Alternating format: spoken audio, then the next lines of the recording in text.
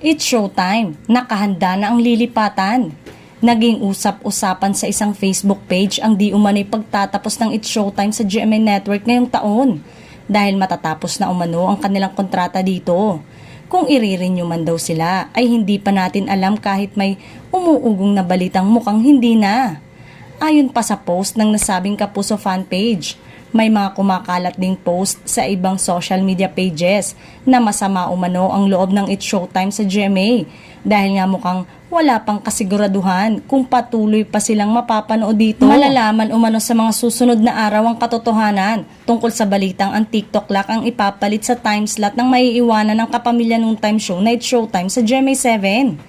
Samantalang, meron ding nababasa na maaari itong bumalik ang It's Showtime sa TV5 kung ganito nga ang mangyayari. Eto rin ay palaisipan dahil sa most recent pictorial na mga host ng It's Showtime na pare-pareho sa forma ng mga host din ng Itbulaga.